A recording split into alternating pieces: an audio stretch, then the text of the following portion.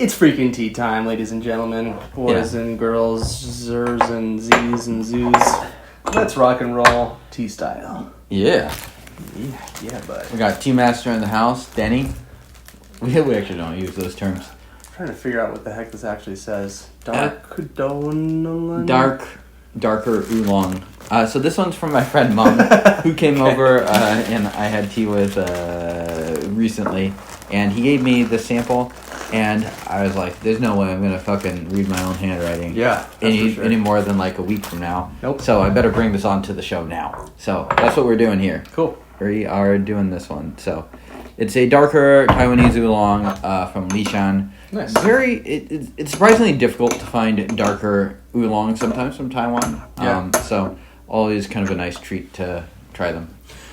Yeah, and I wonder if it's probably just purely like commercial demand, because those really verdant green ones are so easy to drink, especially for new tea drinkers. Kind of how, like, frankly, I feel like kind of how we got you into tea a little bit with some of those flavors. Sure, yeah. And Lydia's. Yeah. But, I think as I've drank them more, I've come to actually kind of prefer a little bit of a darker profile. Sure. So. Yeah. Yeah, there's nothing wrong with a good roast.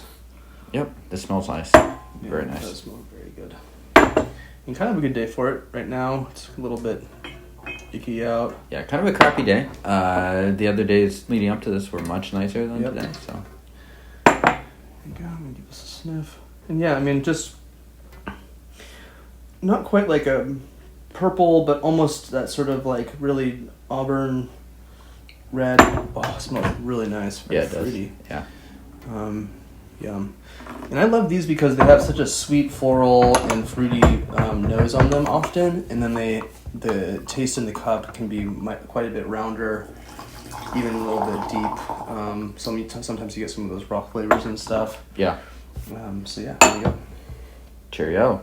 I'm doing a high pour, so I cannot start off with a burnt tongue. No. All right, salute. Salute.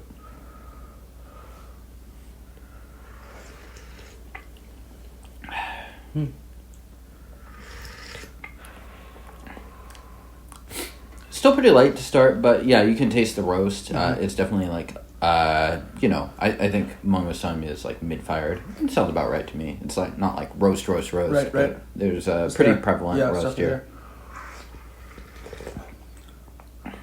Yeah, nice roasty sweetness. Pretty simple on the first steep, I'd say. Yeah, light to your point. And when you say light, James, what do you mean? Like, what's gonna happening for you that you're causing you to say that? Well, you might expect the body to pick up, especially, and it just to have a little more behind it. Right. I also, from experience, you kind of can know if a tea is kind of giving its fully formed flavors, and I feel like this one is not yet.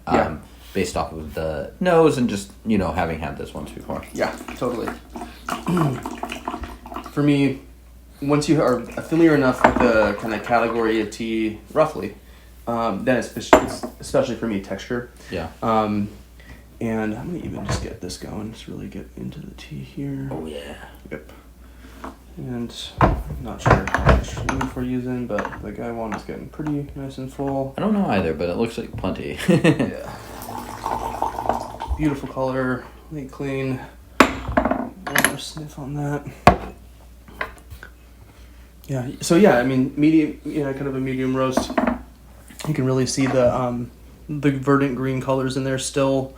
They're not really pale. So yep. Something like maybe a pu'er where the green might pale out a little bit as it oxidizes. This have that sort of flash stop with the roast. Still staying pretty dark here. Yeah.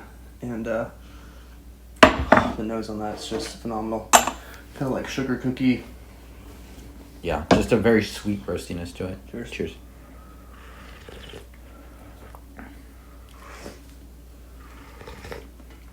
Texturally, it's really developing. Yeah. Just a really nice, smooth, silky texture here. Nice. I like those base notes, actually. I feel like it has a really good balance, especially for something that does taste kind of medium. I can still notice a lot of the high notes in this. Not getting necessarily a lot of the fruit, but really nice. At the first steeping, it kind of had this. I was hinted at like kind of a corn sweetness, but I'm not really tasting that anymore. I like the deep notes. It is like hinting at kind of charcoal. Yeah. No, yeah. It's there. Do you find it to be very fruity, or more just in the nose?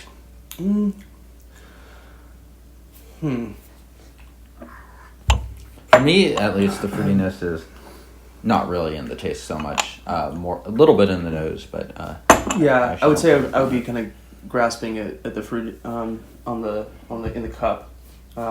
Grasping at the stem of an apple. Smelling the fruit. And yeah, I mean, there's nothing. I mean, again, I like that. I like that there's even that sort of dynamic flavor comparison between smell versus taste. Here we go. Cheers. Cheers.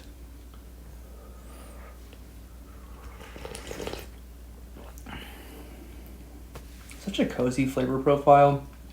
Oh man, what do you think, Mom Test? I think it passes. Yeah. It's not super sweet. No.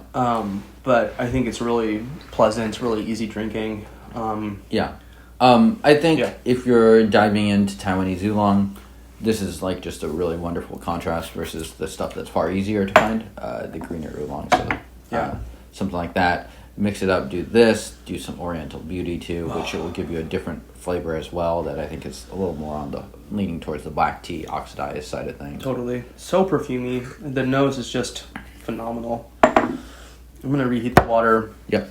And we'll keep pressing this. And for these sorts of teas, these kind of rolled oolongs that have been roasted a little bit, maybe even in comparison to like a twisted green oolong or just a rolled green oolong, do you expect any differences in brew parameters, longevity? Kind of, what do you sort of anticipate? I mean, it'll naturally brew just a little differently because it is rolled. So usually that means you just lean on it a little more on the first steep, or maybe even the second one, to let it unfurl. Longevity-wise, I think a lot depends just on how you do those first couple steeps. If you just kept giving it flash steeps, your first steeps are going to be a little weaker, but as a result, maybe it'll last a little longer too. So it does kind of depend. Mm-hmm. And would you say there's a difference between something that's been roasted versus not? No, not a huge difference. No. Yeah. I would say maybe for something that's been like double charcoal roasted and it's pitch black. Do you think that'll last longer or shorter? I think it tends to, only because it tends to take longer to kind of open up and get into the flavors in my experience. Whereas I'm sort of thinking some of those like just really fresh jades, even the first steeping, it might not be as viscous and syrupy, but it's still quite strong and flavorful. Sure. You're kind of getting into the core of the flavor a little bit faster. Yeah. Cheers.